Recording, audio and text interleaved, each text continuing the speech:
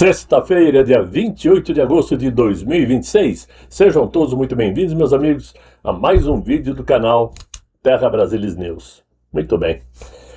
Muita coisa boa para conversarmos. Às vezes, desgraça alheia faz muito bem para nós. Por incrível que pareça. Que me perdoe, meu querido Deus. Mas foi o que aconteceu na Globo ontem à noite. E nós vamos falar disso já já. Mas quero falar de uma coisa muito boa. Vocês sabem que quando pensamos em banco, o nome já nos causa um certo asco, arrepio. Porque são instituições que não produzem nada a não ser gerar lucros com o nosso dinheiro. Quando depositamos o nosso dinheiro no banco, quando tem algum para depositar, claro, os bancos faturam muito com o nosso dinheiro, investem no mercado financeiro, ganham com o nosso dinheiro, enquanto nós recebemos uma mixariazinha que nem vale a pena contar. Que a poupança fale por si só, não rende nada. Em compensação, quando procuramos o banco não para depositar, mas para pedir dinheiro, já saem falando em juros de 400% ao ano em cartão de crédito, né? Empréstimos na faixa de 30%, 27% e por aí afora. Mas são eles que determinam o rumo econômico no mundo. Se não são os bancos privados, são os bancos estatais, são os bancos centrais no mundo afora, até chegar mesmo no Banco Mundial, que de repente fica ali determinando regrinhas entre os CEOs das maiores instituições financeiras. Por isto, infelizmente, eles são importantíssimos. São eles que determinam o rumo também político no mundo. É assim que funciona. Então, conforme antecipado, há uns 3, 4 vídeos atrás, Flávio Bolsonaro participou com eles, com os banqueiros, né? E foi na noite de ontem, num jantar aí recheado de rococó francês, né? Drinks especiais, evidentemente uma comida especial, porque ali estavam os líderes dos principais bancos e de grandes empresas do país. E isto foi muito importante para a eleição de Flávio Bolsonaro daqui por diante. Segundo o jornal O Estado de São Paulo, estavam presentes nomes como Milton Maluhy Filho, que é o CEO do Banco Itaú, estava Luiz Carlos Trabuco, presidente do Conselho de Administração do Bradesco, Gilson Finkelstein, que é o CEO do Santander do Brasil, o Roberto Campos Neto, nosso economista do governo de Jair Bolsonaro, né, que hoje é o vice-chairman do Nubank, Fernando Simões, que é o Fernando Simões Richard, que é da Gerdau, né, o executivo da Gerdau, o Christian Egan, que é o CEO da B3, José Galó, que é o CEO da Renner, Fábio Carvalho, CEO da Abril, Daniel Goldberg, sócio da Lumina Capital, João Camargo, presidente do Conselho da Esfera Brasil e outros membros importantes que ali estavam. Eu fiz questão de citar nome por nome, ficou cansativo, mas para vocês sentirem o peso econômico que ali estava. O Flávio estava acompanhado da sua coordenadora de programa econômico, que é a excelente Daniela Marques, a quem ele chamou de braço direito, braço esquerdo, perna direita e esquerda. Né? Daniela, que foi assessora de Paulo Guedes, ministro da Economia de Jair Bolsonaro, que era tratado de Poço Ipiranga. Né? Aliás, segundo fontes aí da CNN, a Daniela é que foi quem coordenou a conversa entre Flávio e os banqueiros, demonstrando a tamanha importância que ela tem e respeitabilidade que merece lá da Faria Lima. O jantar aconteceu no apartamento do executivo e ex-presidente do banco Credit Suisse, Marcelo Caiat, lá no Itaim Bibi, bem próximo à Avenida Faria Lima. Vamos lembrar que em junho de 2022, Caiate foi uma das poucas vozes da Faria Lima que admitiu publicamente seu voto para o atual presidente de hoje. Olha só como mudam as coisas, né? E ele ainda mantém proximidade com Fernando Haddad. Mas dizem nos bastidores, lá do Palácio do Planalto, que a presença de Luiz Carlos Trabuco, do Bradesco, foi a maior decepção para o atual mandatário, pela força financeira que ele representa. Além disto, o banqueiro, o Trabuco, costuma ser recebido com frequência pelo atual presidente para conversas reservadas. São fontes da CNN Brasil. Outra presença no jantar de Flávio que também incomodou o Inácio foi o Milton Maluhy Filho, que hoje é o CEO do Banco Itaú e também faz parte do Conselhão do Lula, aquele Conselho do Desenvolvimento Econômico. Né? Mas, segundo ministros, chegou até o inquilino do palácio que o próprio executivo teria ajudado na articulação do encontro entre os banqueiros e o Flávio. Isso incomodou demais o atual mandatário, né? Para quem não se lembra, em maio passado, o mesmo CEO do Banco Itaú organizou o primeiro encontro, o primeiro jantar para Flávio Bolsonaro com empresários e integrantes do mercado financeiro lá em Miami, nos Estados Unidos. Aliás, ontem, antes mesmo do jantar, que foi à noite, obviamente, a direção do Bradesco recebeu Flávio Bolsonaro com tamanho acolhimento que até mesmo os aliados do presidenciável lá do Partido Liberal se surpreenderam. Flávio foi recebido na sala de reuniões do Conselho, que é localizado no primeiro andar do Bradesco Plaza, né? Polo de operações de atacado, investimentos e gestão de recursos do banco, que fica, obviamente, ali na Faria Lima. Né?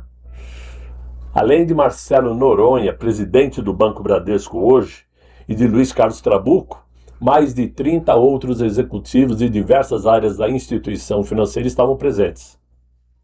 Portanto, meus amigos, estou falando disso tudo porque, conforme eu já havia falado há uns 3, 4 dias atrás, né, o mercado financeiro está preferindo escantear de vez o atual mandatário. Não querem mais esse governo que aí está.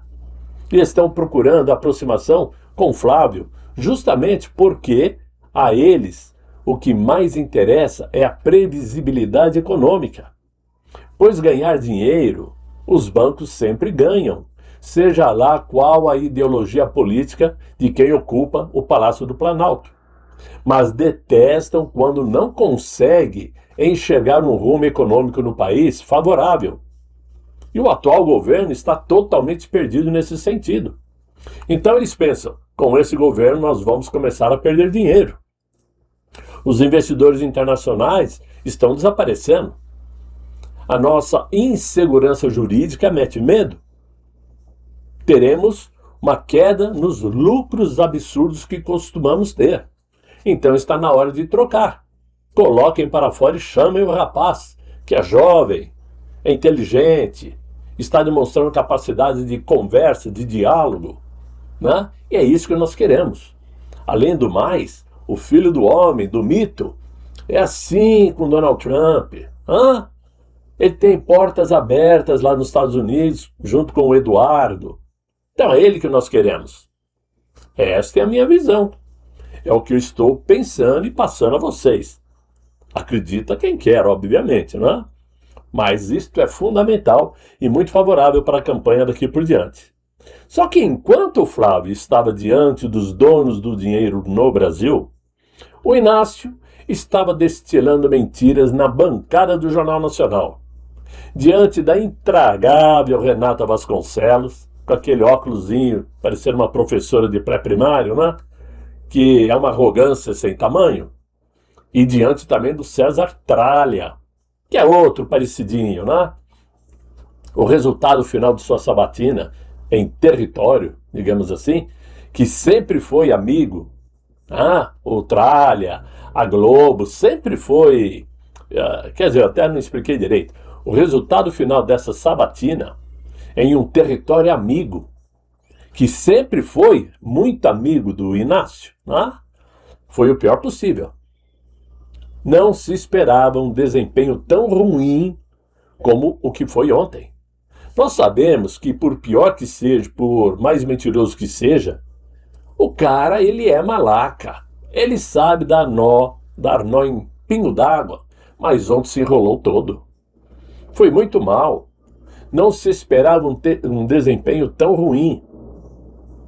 Bem, tudo começou com a falta de educação do mandatário brasileiro em se apresentar na entrevista com um chapéu na cabeça. Muito embora seja um chapéu Panamá da marca Montecristi, que pode custar entre 10 e 12 mil dólares, Só para alguns, claro. Todos sabem que quando se chega a uma reunião, a um jantar, uma reunião de negócios, uma igreja, seja lá o que for, a primeira coisa que se faz é tirar o chapéu. Claro que ele deve estar com a casca capilar cheia de curativos, Além das caspas, que deve estar sobrando. As caspas são normais, Mas, sempre fugindo de respostas diretas, ele procurava sempre se defender dos escândalos e arrastando o assunto para uma área preferencial dele, a Lava Jato, que ele foi inocentado, Mas foi perdendo o fôlego e foi piorando ao longo da entrevista. O pior momento foi quando afirmou não conhecer a lobista Roberto Luxinger, apesar das dezenas de imagens em que aparece de rosto colado com a lobista. Além disto, vejam só, no momento onde, digamos, se esperava uma resposta mais clara, mais explicativa, ele chama a Luxinger de pilantra. Vejam só, no momento onde, se o candidato fosse outro, tipo Bolsonaro, já seria tratado como misógino por parte da Vasconcelos. A própria equipe de campanha do Inácio reconheceu hoje que houve uma derrapada feia do petista ao dizer que nunca viu a Roberta, que não a conhece. Ele mentiu muito quando foi questionado sobre a situação fiscal, inventando dados inexistentes, mentiu principalmente sobre a dívida pública, colocou a culpa na Polícia Federal por conta de vazamentos sobre os esquemas fraudulentos do seu filho.